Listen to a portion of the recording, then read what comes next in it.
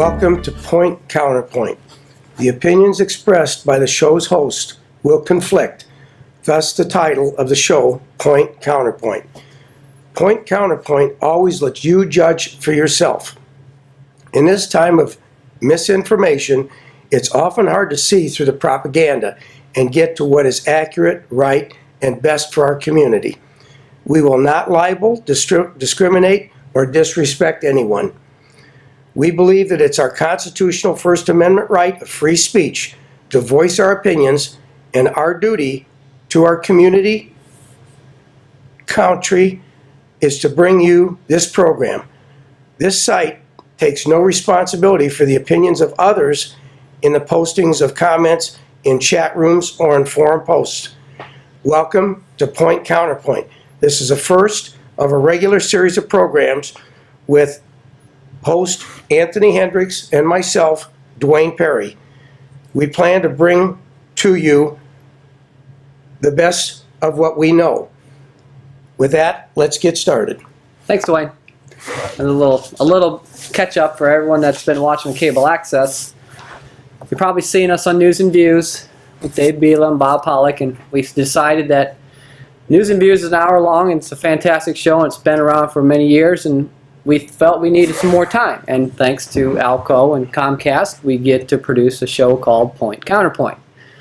So we've had lots of issues. If you've been watching News and Views, we've had lots of issues, right, Dwayne, that we've, you see these papers in front of me, that we've kind of not gotten to.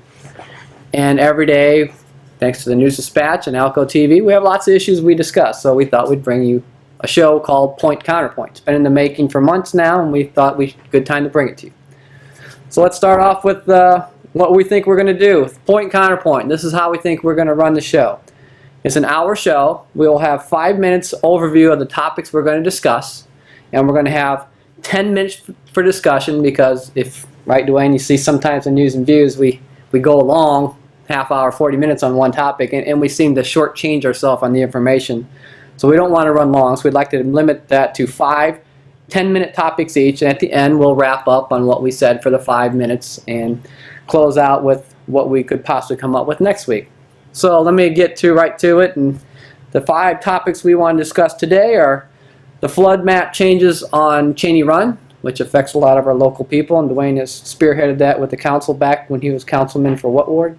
The 5th Ward. 5th Ward. The beach changes. We've seen in the paper about a roundabout around the monument right there north of the bridge, and maybe a potential reversible lane along the bridge. The 7th Street Water Park area down there was 7th and Franklin. The buildings we're going to put in a community area. The potential bike contract that I just saw hit the council this last week. And then last thing, which is near and dear to my heart lately, thanks to Bob Pollock, is education and jobs debate about Michigan City and the money we get. So I guess I'll leave it open to you. What did you find on the flood map for the Cheney Run? Sounds good to me, Tony. I'm glad you started there because I just recently got back into it. I called Department of Natural Resources of Indiana and got a status of what's referred to as a letter of map revision that was requested by Haas Engineering on Michigan City's behalf. The current status is that the floodplain has been revised. There have been some enlargements in other in north areas, some reduction in south areas. The letter of map the amended floodplain, which affects the FEMA floodplain insurance that so many people are struggling with. We have many fixed income families in Michigan City that have really been hit hard by this. This will go into effect August 4th. This information from the DNR and FEMA has already been communicated to Michigan City government. I have not heard, nor has Tony, when the period of remonstration will occur. The way it happens is the proposal from Haas has been accepted by FEMA, who communicated that back to the DNR. DNR passed it on to Michigan City. Next, we will have a period of remonstration or objection to what the final disposition is. After that is done, the comments will be considered and the final resolution will go into effect August 4th. I found some very interesting things once I delved into this after getting all of the information that the DNR submitted to FEMA. I found it interesting that there are different elevations specified in the floodplain there's a defined elevation at which if your house finished floor is below that, then you are considered to be in the floodplain. But there are areas north of Gardena Playground area, Gardena Street, where that elevation is 15 inches lower than what it is in the Gardena Playground area. That tells me there's a constriction in areas, namely where it's going under railroad tracks, where it's going under roads. And considering that water flows downhill and it backs up, I believe that if these constrictions are reduced, I intend on remonstrating during this period. If these restrictions are eliminated, the area above the lowest elevation, that floodplain will go away. I think this is critical that the people be protected. And Michigan City has not, in my opinion, been involved heavily enough and extended itself to do this. And a good point, counterpoint. This is a great one to start with.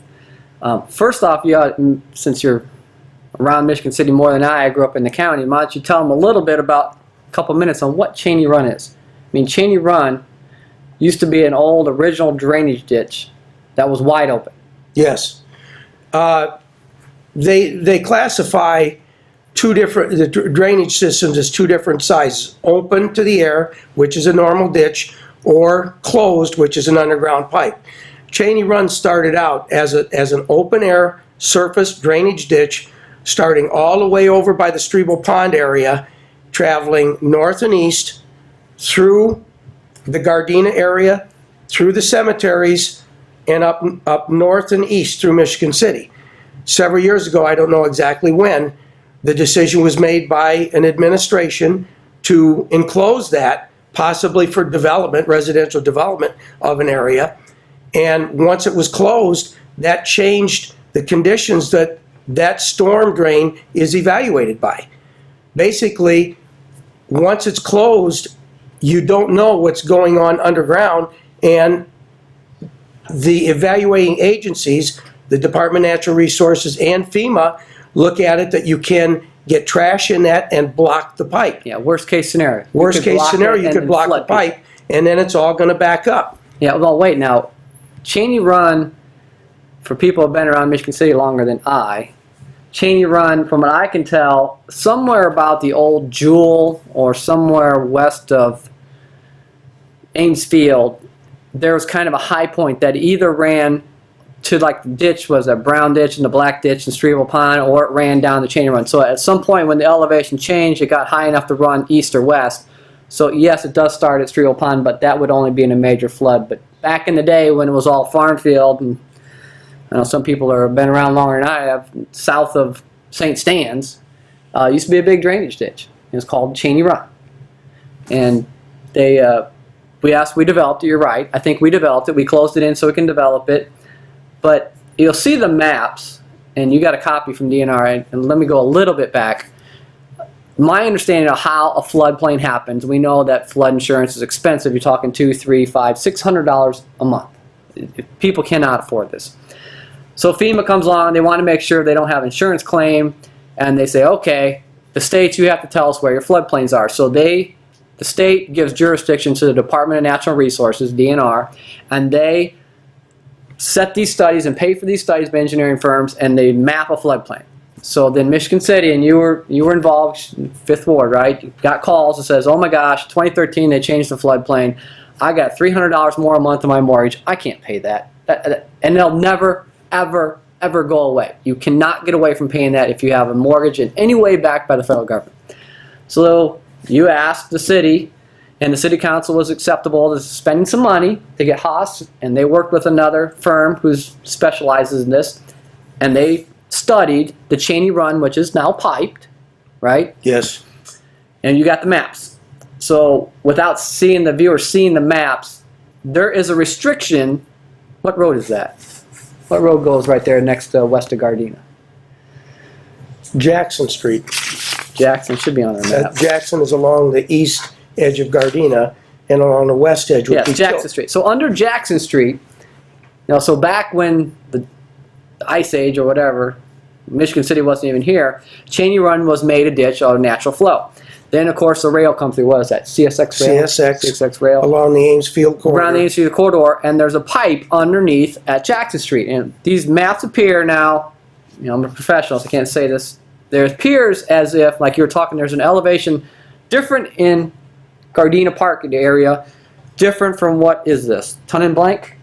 The Ton and Blank area. Ton and Blank is Ton and north of Gardena. It's roughly Greenwood and that area. So these new maps show a difference in elevation, which seems to me, and we could probably find this out, that if that pipe underneath the CSX rail were enlarged, yes, if that's restricting the water coming, the potential flood water on Gardena, and some of these people on what streets are those? Hollywood, Gardena.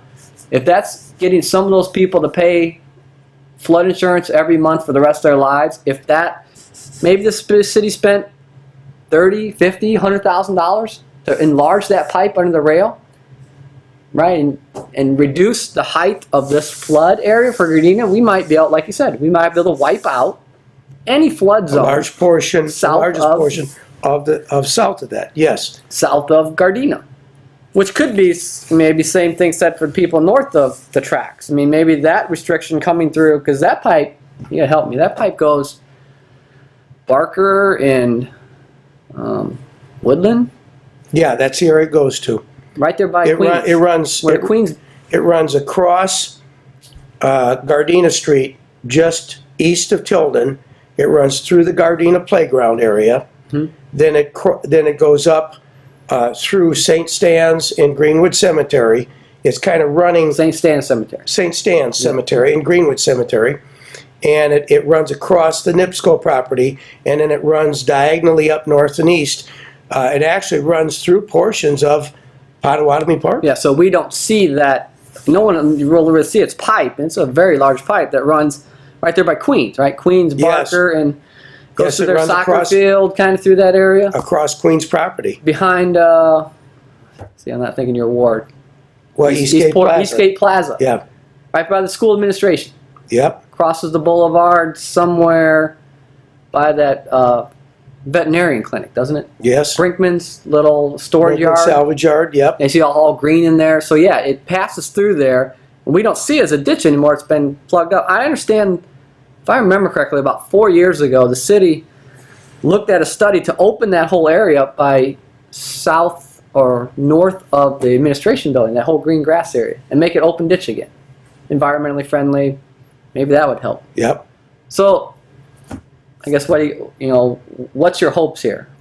Well, my hopes are that during the period of remonstration that we'll have a large attendance by the public. I'm willing to meet with any group, anyone that is affected by this. I will show them the information I have. I've taken what was transmitted to me that were just 8.5 by 11 computer drawn maps of the drainage area, the floodplain, and I've enlarged them greatly so that you can see where they go through blocks at, where the boundaries are at, and hopefully the administration will take a hard look at this and allocate some money to enlarge these bottlenecks. That's what I was getting at. Yeah. Since you started this and helped the council start this in your term as council. The CSX is not going to do that by itself. Yeah. It's going to take community money to do it. And we have some money. But we have the responsibility to protect our citizens, and that will protect a lot of fixed income citizens. All right, so that's part of the show. We only want to spend 10 minutes, so we could go on, and maybe next week we'll bring you some more updates on the Cheney Run. Maybe the Cheney Run will be an ongoing issue. We will keep you posted on this. I mean, if we could save, let's see, 1, 2, 10, 15 people $300 a month, I think it's worth pursuing. It's worth it, absolutely. Because that will never go away. So our next topic, we spent 10 minutes on that, I see.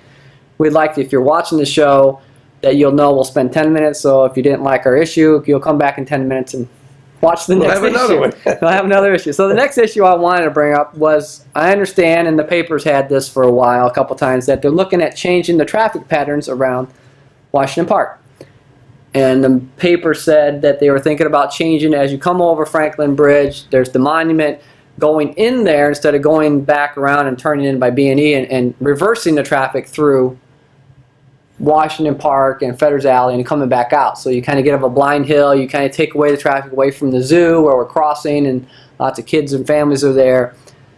But the point I want to bring on point counterpoint here is, if there's discussion of a roundabout at the monument north of the bridge and a reversible lane on the bridge, and you've been here long enough to know the bridge is not 4 lanes wide, it's really like 3 lanes wide. So will a reversible lane help what we see last year? And I've been on record here, I like the 2-way street conversions. Now we have a trouble with people trying to get into the beach and out of the beach quickly because it's a different pattern. That's something I think we can figure out and learn. And this might be a good idea, a roundabout to go around the monument and a reversible lane on the bridge. So in the morning, say till noon or 1, you'll have 2 lanes going into the park, and in the afternoon, say 3 to 5, you'll have 2 lanes going out of the park over the bridge. What do you think? I see an awful lot of confusion on that. I'm not as versed in it as you are. My main concern about it is it may work for passenger vehicles, but we have a marina there. We do have some big boats go in and out on trailers. Is the roundabout going to be constructed, the road width, the radius of the turns, wide enough that it's not going to cause a nightmare with freight, truck type freight, or large boats that are moved in and out of the area? Yeah, that was the point I want to bring up, is that if you can visualize a roundabout, and I'm personally not a fan of them, but if you can visualize they work in the traffic and how big they are, is there enough room between the bridge and the monument to put those lanes in and make a roundabout? Takes a lot of space. Yes, it does. So we're going to have to now move the monument, and if we move the monument, would it be a good idea to move the monument more towards the gazebo and just get it out of the way?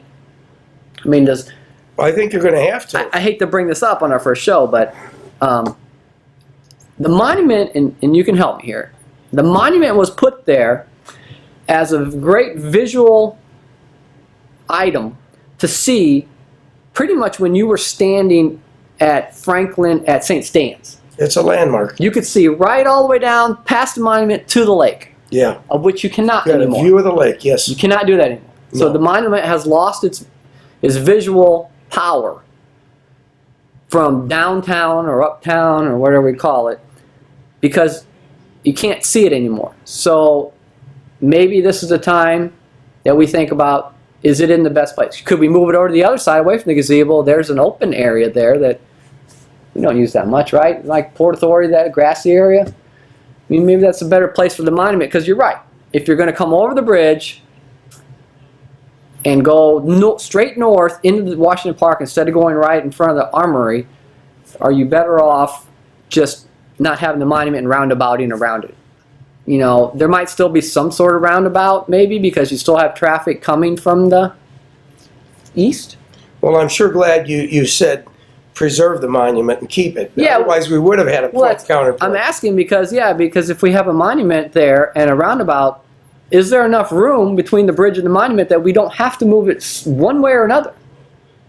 We can preserve it, but I think we might have to move it. And if we have to move it, should we move it somewhere more appropriate? Because obviously it's not there anymore to see as a line of sight to the beach and the lake and right down Franklin anymore, because that just doesn't work anymore. It doesn't happen.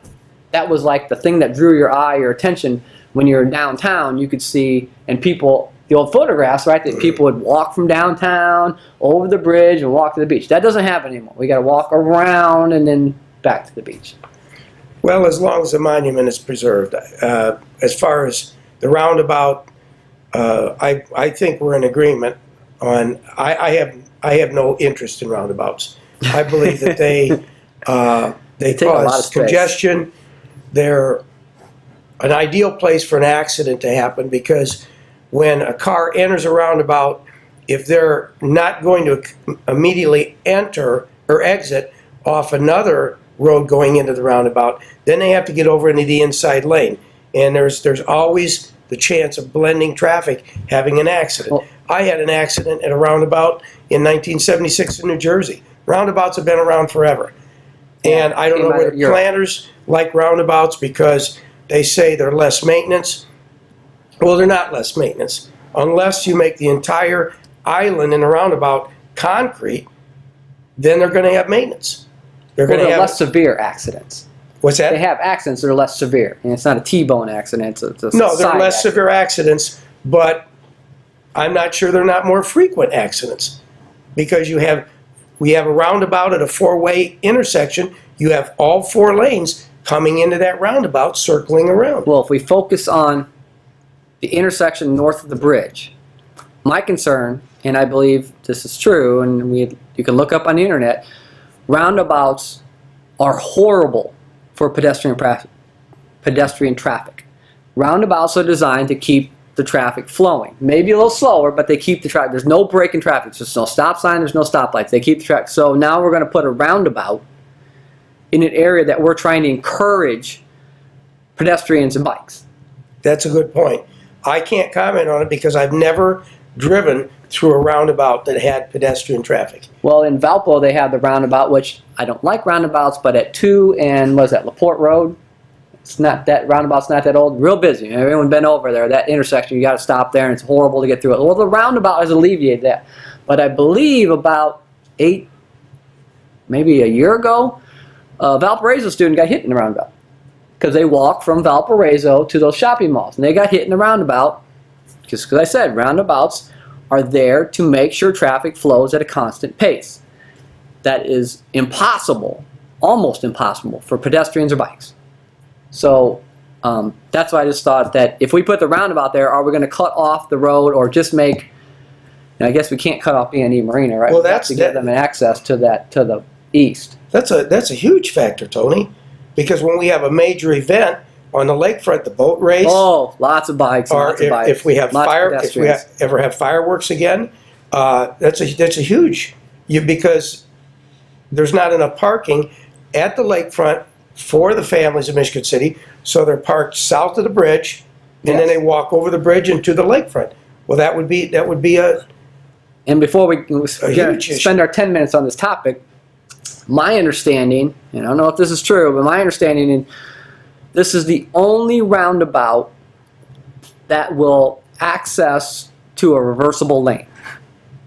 I don't know the engineering. I'm not a traffic analysis person, but if that's true, that's something we better think long and hard about. If this is the only roundabout that has an access to a reversible lane, because like you said, it might confuse people. You know, am I going into head-on traffic now? Is it after 1? Is it before 1? 2 lanes in, 2 lanes out? I think a reversible lane across Trail Creek into the park is just asking for trouble. I think a reversible lane would be good if the monument was in the way and there was a straight shot. So you could see. Because a large number of the people that travel across that bridge are out-of-towners. Well, yeah, but you could set We up. have a hard enough time with the narrow streets in Michigan City controlling parking. You could set up barriers. Up in Milwaukee, they do even odd days. You park on opposite sides of the street. We can't even get the residents of Michigan City to do something like that, let alone traveling during certain hours of the day in one direction, and that same lane is the opposite direction another time of the day. Well, you could set up barriers. You could set up movable barriers that it would force you can't get into the reversible lane. Just like they do on expressways, right? They open them in the morning, they close them in the afternoon. You can't physically get into the reversible lane after 1 going north. You can't physically get into the reversible lane going south before 1. There'll be a movable barrier in 2 lanes out. And the cost keeps going up, and the maintenance keeps going up. The maintenance going. Maintenance is a big issue, which is, I think, one of the reasons Why is maintenance a big issue? are desired. As a past councilman, why is maintenance a big issue? Money? Yeah, absolutely. Money. Okay. We want to spend 10 minutes on that, we did. So the other thing, we've talked about this in News and Views, and Dwayne and I have some discussions about this all the time, the 7th Street Water Park, or Open air community park. center, Yeah. open air park. So this is our 10 minutes to discuss it. Well, here, let me open it. If you got the paper, they had an article in there for the sense of community. And Which is brings up some good points. good points, right. So Brooks is representing, I guess he's a consultant to the city for branding or something, I think he was. Let me see here. Brooks says, many communities put thousands of dollars into fixing their downtown area, but sometimes it doesn't work because they have nothing for people to do. There needs to be something for people to do so they will stay. He goes on to say that they need a minimum of 250 activities in the plaza per year and needs to be operational for 300 days throughout the year. So let me throw this to you, Dwayne. If we have a plaza, this is northern Indiana. It's cold. 300 days a year, that leaves approximately 2 months of no activity. So I presume that would be December, January. Those other months get cold. Yep. Those other months going to get February, November.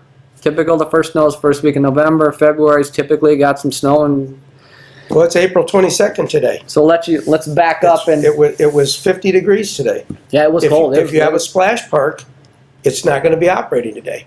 The splash park is not going to operate until the kids get out of school.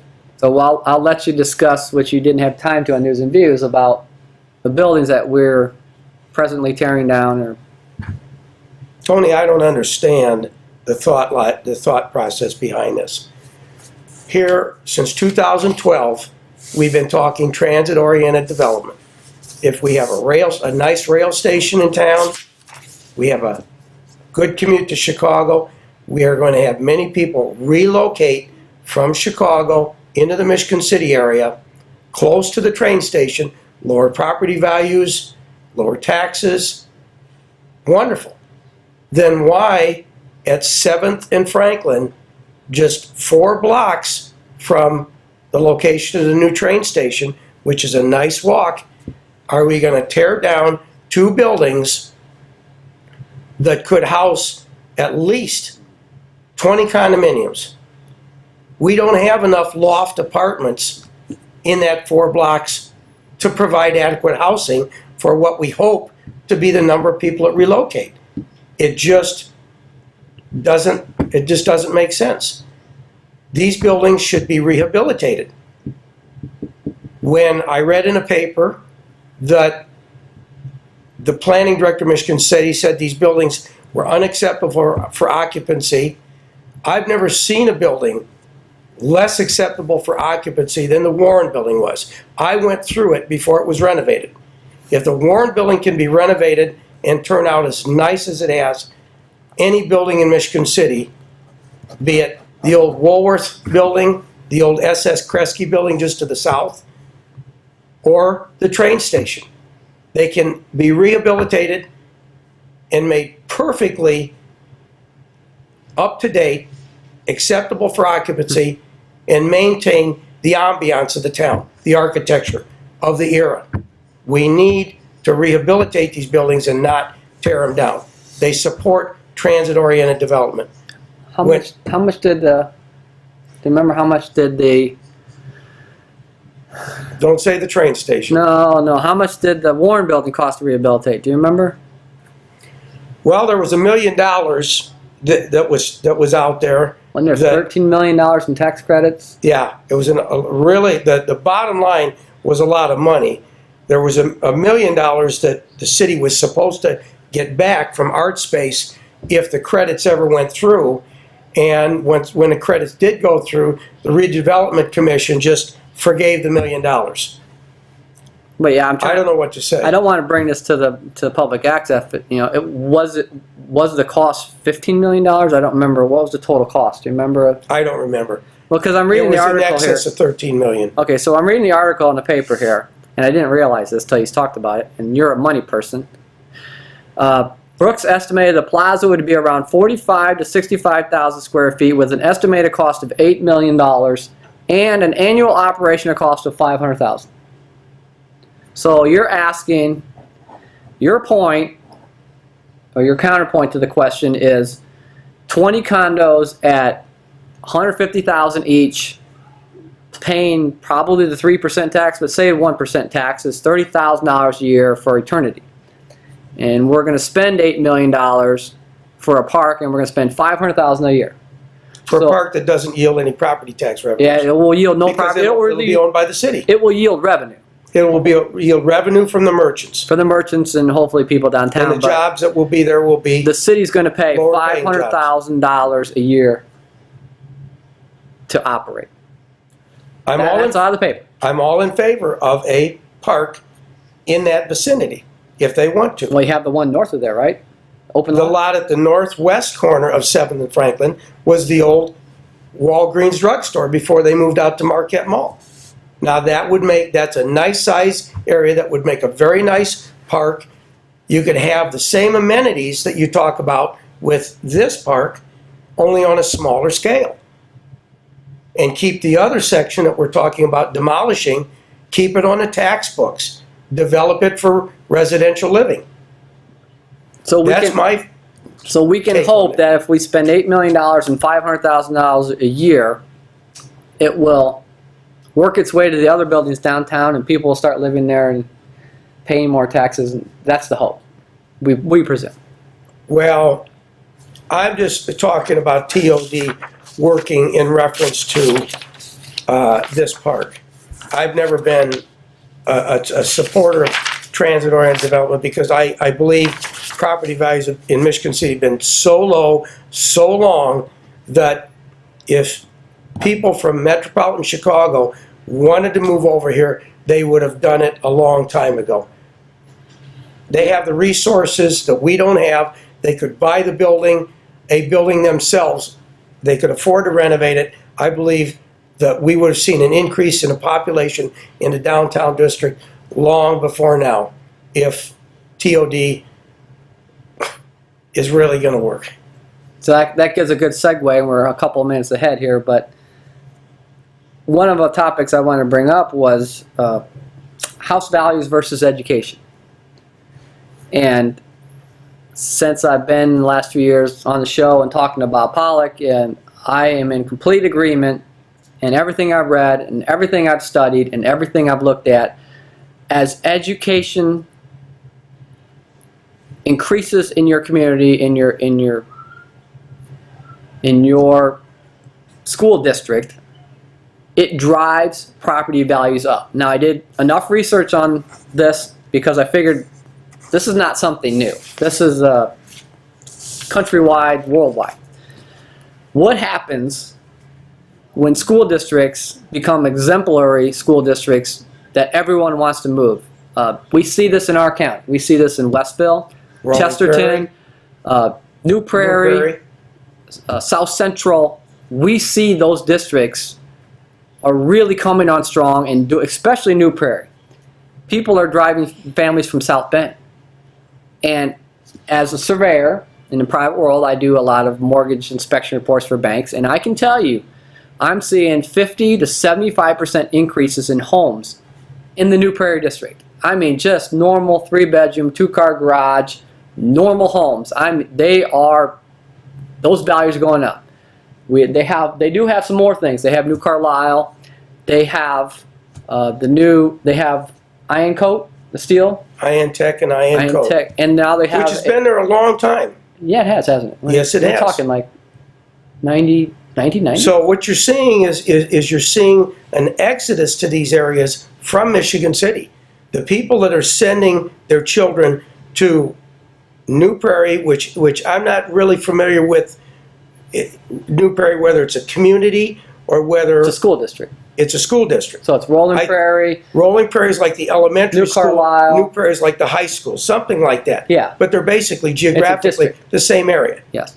So what you're seeing is the people that are wealthier in Michigan City are the ones that are moving their kids out of Michigan City. And that's what we've got to stop. Well, but as a whole, we're on different sides of the fence on this. You feel education is going to lift us up.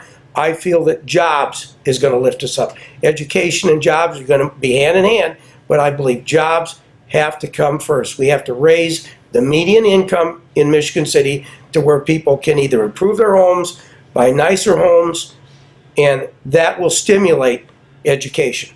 We'll have more people moving to our city as the median property, as the value of the city increases. My home, since I bought it in 2006, has dropped in value $30,000. I've done nothing to the house, but maintain it. And it dropped $30,000. This is wrong. And as the property values drop, so have the number of jobs in the community. We've got to get jobs back in the community. Career jobs. It's a chicken or the egg, and I'm the firm believer that if the education will drive it, you're of the firm belief that jobs will drive it, or they go hand in hand. Or are you going to get the money to improve the education? Well, let's define improve education. That's where I was going to go. Improve education. That's where I was going to go. So is more money in teachers' pockets. Exactly. That's exactly where it's going to go, because you're a council person. So what do we get from the riverboat? 10, 12, $14 million a year? We get about 25% of our budget, which used to be $11 million. So our budget's gone up now, so let's say 10 million. Let's say 10 million. 10 million. 10 million from the casino. If we would be bold enough to take that 10 million, and we can all go back to the day when, if we remember correctly, when first the state of Indiana asked us to do gambling, scratch off tickets and Indiana Lotto, they said that money was going to education. We were going to have the best education in the nation, let alone the world. That didn't happen. Then we got the blue chip. Oh, this blue chip's going to be great. Money's going to go to education. Fantastic. They said the same thing in St. Louis. So it didn't happen. The way I understand it happened was when the lottery came in Indiana, they said, yes, the money's going to education. So they took the money and they put it in education. But they didn't tell us that education was, whatever, 20 million out of 500 billion. And so they paid for the education. They took the rest of the money from the lottery and they used it for, well, we see it. We see it in our license plate fees have dipped and probably some road funding. We see that money, but it didn't go to education. So to your point, let me get back to the point because we can only spend 10 minutes here. If we took $10 million and we were bold enough in Michigan City to say, we believe education will drive property values, which it's not a belief. Study after study has shown this. Study after study has shown education increases property values.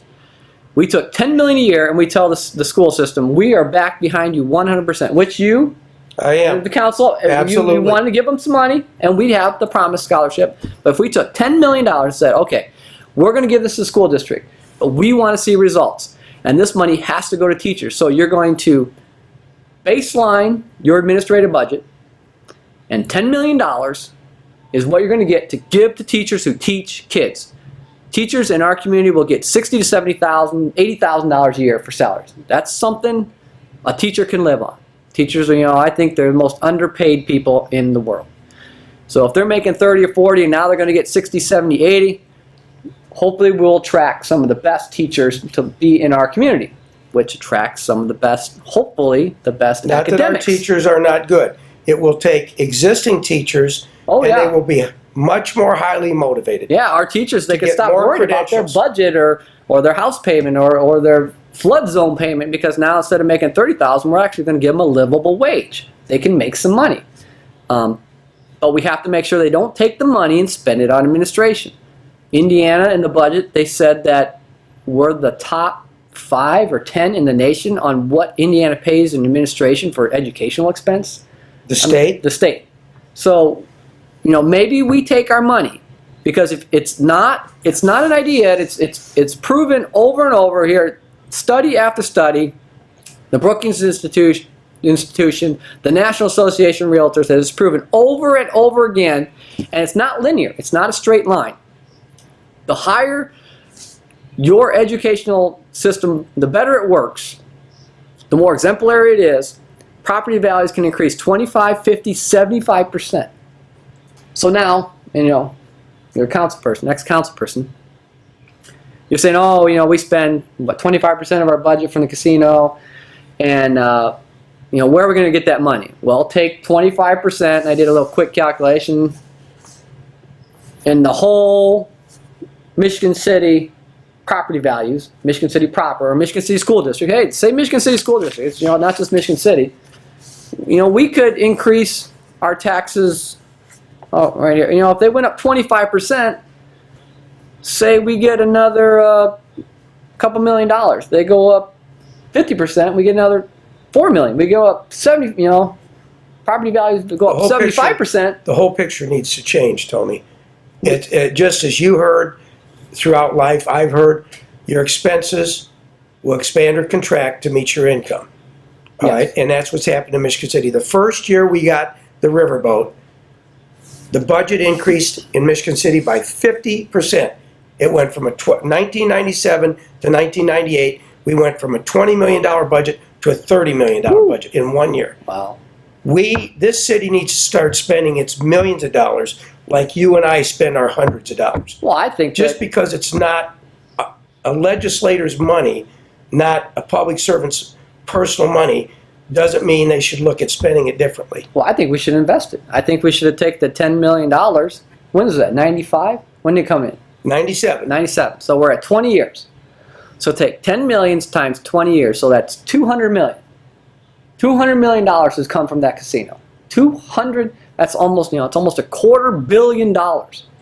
So if we invested our 10 million a year and had the best educational system in Indiana, maybe in the region, people would drive their way to and buy our house. We might cost ourselves out of our own house because they'd be so in demand to get in this education system. That would increase property values, which would give you back your investment. As property values go that high, wonderful ripple effect. It would return the same amount of money we were getting in casinos. We'd be the citadel of education in Indiana. You can remind people what's happening in South Bend right now at the casino. Oh, I mean, will that casino be here in 10 years? the new Pokagon Casino is under construction. A picture of it was posted in the Northwest Indiana Times. Northwest Indiana Times is tracking that job, and it's coming to fruition. And when that happens, we're going to take another hit. So We've got to start spending our money more wisely. We invest our money. So let's get to our topic since maybe we got 10 minutes left here. It was in the paper with the bicycle contract. I can't think of who it was. What was the bicycle? The rent bicycles or let The blue ones. The blue bicycles here in town. I had a copy of it. I believe it was $260,000 for 3 years, so about $86,000 a year.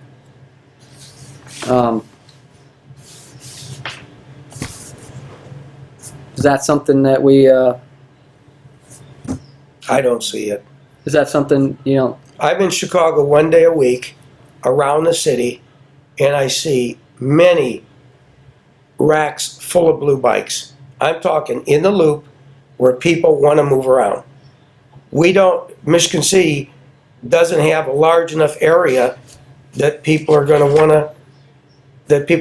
a bike and cover that area. It's just an unnecessary expense. Well, 4 to 5 blocks in the downtown area. Let's say we do the expense. Let's say we do it. $86,000 a year. We had this discussion the other day. If we're going to spend $86,000 a year, and you can say you go to Walmart or Meijer and buy a bike, $100, right?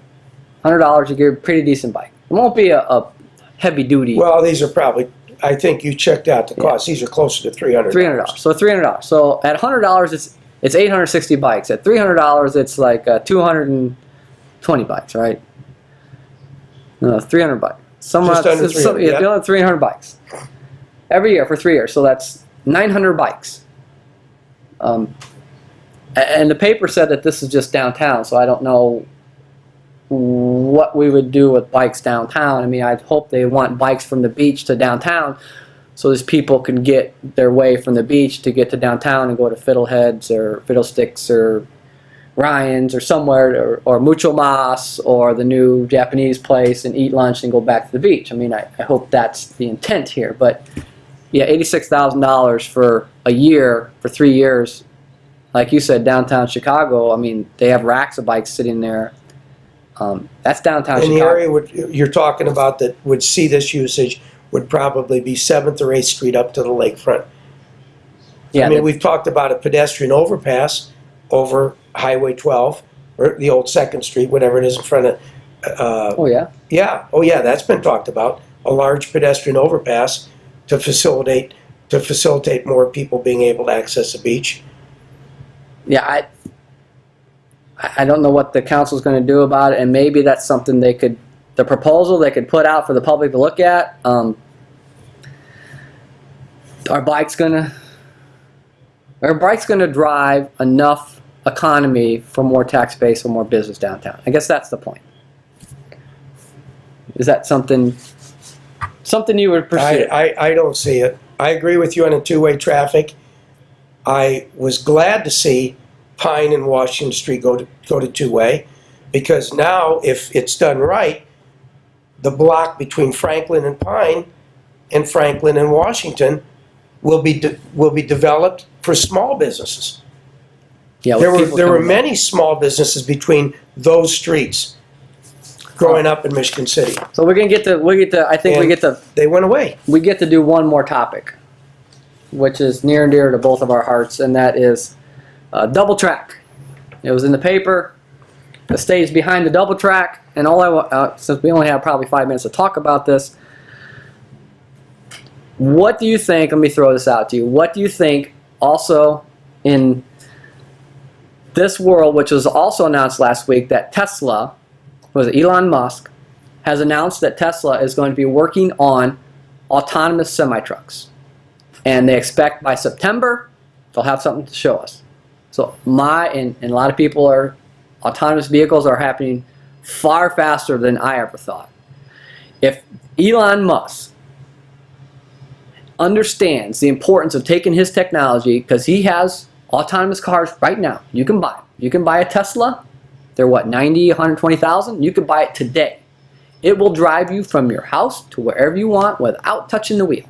That is for sale today, and it drives itself. And everyone is on this band. Now, if Elon Musk and Tesla has announced that by September they expect to have a nearly autonomous semi-truck ready for commercial use, and what is the price tag on double tracking South Shore? Because we know it's not about passengers, it's all about freight. $906 million. So almost $1 billion. Yeah. The federal government is responsible for half, and the communities along the South Shore are responsible for the other $453 million. So I see a race here going between South Shore double track and autonomous semis and vehicles meeting at the same point in time. And we've spent almost $1 billion for the double track, potentially to wipe out freight and passenger.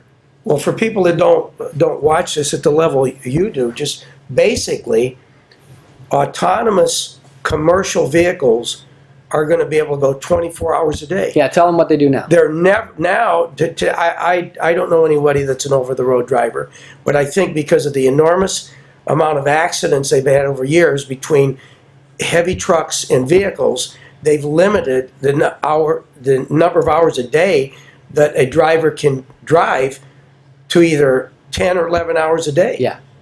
This is going to allow heavy vehicle traffic, freight, materials like coal that the South Shore carries into NIPSCO plant, steel coils that go over the road and via rail over to the finishing mills in the New Carlisle area.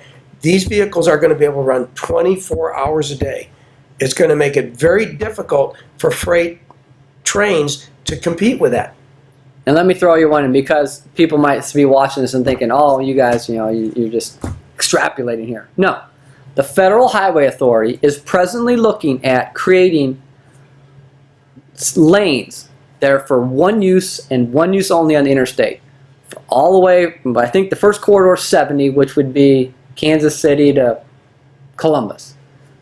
A dedicated lane for autonomous semis. Dedicated. No one else is in them except autonomous semis. And they'll run those semis front to back, 24 hours a day. If the Federal Highway Authority is already down that path, we're going to spend I think we're on 2 competing paths here. South Shore double track for freight and passenger, and the federal highway doing autonomous vehicles and dedicated lanes. We know what happened. I mean, you grew up in this area. You know that when they did interstate highways, which they call what, the seventh wonder of the world, they almost wiped out rail. They put such a huge dent in rail for a long time. They were bankruptcy after bankruptcy, and all the small rail lines were gone. They're gone today. And now we want to spend another Well, there are billion. no commuter rails in this country that are self-sufficient. They're all subsidized by the federal government. NICTY is subsidized. They were Amtrak. South Shore once in a while, long time ago. Now they're paid for by the federal government. Amtrak, the old New York Central, which is now Penn Central, BART in San Francisco. They're all subsidized. And you're talking about heavy pedestrian passenger use. Amtrak and BART. Amtrak in New Jersey, New York is. You ever been out there? A lot of people take that. A lot of people. Grand Central Station to New Jersey, it's huge. And they're subsidized by the government. The passenger rail. I've been tracking this two-track scenario through the Northwest Indiana Times. They've done a very good job covering it. And right now, probably 3/4 of the communities that are involved in this, that signed the agreement years ago, want to back out. And it's because they weren't informed adequately of the finished cost. And now they feel they can't live with it. This stands a potential of being a huge embarrassment to Northwest Indiana as a whole. The state legislature is moving toward supporting this to the point where if a community backs out, they are going to withhold their property tax revenues to the amount to cover their agreement. This will probably go to the Supreme Court. And it's going to be interesting how it comes out. It stands a potential to being an enormous sore thumb embarrassment to the state of Indiana at the rate at which it's going. And it might not even be used. And this is not the first time Michigan City has been down this road. Well, when I was a kid, a lot of people don't remember this, but right before you cross the Trail Creek Bridge, there were 6 tracks running across Franklin Street. There was a rail yard there with a turntable for locomotives. There were 6 tracks that ran across there. Half of them are still there. They're just buried. But we did away with rail. Now we seem to feel it's... Well, rail did away with itself. Yeah, okay. I mean, interstate came along. We didn't kill it. It just died. It died on. It withered on the vine from a good. And it stands a chance line. to die again. And with technology coming, and I don't know. I guess I need to ask. Didn't this whole 2-track discussion start because of what was the term? Positive train control. Positive train control. Wasn't because that where it all of the started? train accidents that had happened in the nation, positive train control, the concept was created to be tied in like survey with GPS, satellites, where as a train approached an intersection, a city, if there was something ahead that would cause an accident, that train would immediately, it was programmed to immediately shut down. When I was on the council, the very first demonstration or presentation that we had from NICTY was about positive train control. We didn't hear about it after that. After that, the theme went to faster travel between Michigan City and Chicago. Yes. TOD, faster run through Michigan City to South Bend, which is now not even talked about as part of the 2-track scenario. St. Joe County's been left out of this pretty much. So it's really... At least we got the speeds down to 45 mile an hour. The last thing in the red, they're not going to be allowed to go 60 mile an hour through town. They're going to 45 mile an hour. But we only have a few minutes left, so we told our viewing audience that we were going to cover 5 topics. We kind of covered 5.5 for 10 minutes. The wrap-up is we covered the flood map on Cheney Run, which we will bring you again hopefully next week. We plan on doing this each week. The beach traffic pattern changes for the roundabout and the reversible lanes. We'll see how that goes, if there's any discussion. The 7th Street Plaza Water Park, we discussed a little bit of that. Maybe we'll come to that. The bicycle contract, I believe we kind of went over that one enough. We'll see what happens. Personally, I don't think it's going to move forward, but we'll see. Which, what? The bicycle contract. Oh, $270,000 for 3 years for some bikes. I don't see that kind of traffic. House values and education, that's a point we will obviously discuss probably every week, because there's nothing more important than home values for anyone as a family or anyone that lives or rents in this town. And education, I think, is hand in hand. And then we got to talk about the South Shore. So I think that's a good head start for 5.5 topics for our first show. I do too. And I can't speak for Tony. I will speak for myself that I welcome any comments from the public. Please email me, Dwayne Perry, Dwayne, D-U-A-N-E .P-A-R-R-Y @yahoo.com. I welcome your comments, your opinions, and I will answer your questions, any questions you have. Thank you. And going forward, the show is not just us. If the city wanted to come along and talk about Cheney Run, the maps we saw was what? August 4th? If everything goes good? August 4th is the effective date, if it stays unchanged as it is now. So if we get an effective date of August 4th, maybe the city or maybe a house would like to come in and tell people, you know, if you're going to get a new insurance bill for your house or your mortgage, you might want to think about, wait a minute, if August 4th is the day, maybe I can hold off a little bit because my home might not be in a flood zone anymore, and I'll magically not have to pay $200, $300, $400, $500 a month. Might be fantastic. We might have guests, like we just said. We might have other people on. I mean, we have good fun with Dave Biela and Bob Pollock and others, and Burl Bergwald, and really a lot of people. And we might invite them on. It's a lot of fun. It's always fun to do these shows. That's why we want to do one of our own. We thought an hour wasn't enough, and there's always topics we could go on and on about, but 10 minutes we thought was enough for one topic. This show is for you, people of Michigan City. So in that, I guess we'll close, and what's our closing? This is our first time out. What's our closing going to say? That the views and opinions of anyone on this show are not part of Comcast or Alco TV. They're our own. Access LaPorte County, its owners and associates take no responsibility for the opinions and statements made during this program by the talk show hosts or any guest. Statements or show topics are not necessary to the beliefs of the host, this site, or Alco. The opinions expressed by the show host will conflict, as I said before, which is why we are Point Counterpoint. And Dwayne gave you his email. I think that's all. Ring me up. Yeah, what was it? Dwayne.Perry at yahoo.com. And we're getting down to the last minutes. P-A-R-R-Y. I don't want to get any nasty emails from Refrigerator Perry. We don't know when this is going to air. We'll hopefully find that out by next week and find out when the show airs and give you a time frame when you could watch this next time. We'll work that with Alco. We thank Alco. We thank Comcast for the opportunity to have this. As you can see, we have issues we haven't touched. We have multiple issues that we pay attention to Michigan City and the surrounding area that we think are important for the residents to make Michigan City great again, and everything we have to offer I think is tremendous. Absolutely. So thank you for watching us, and we'll see you next week. Thank you.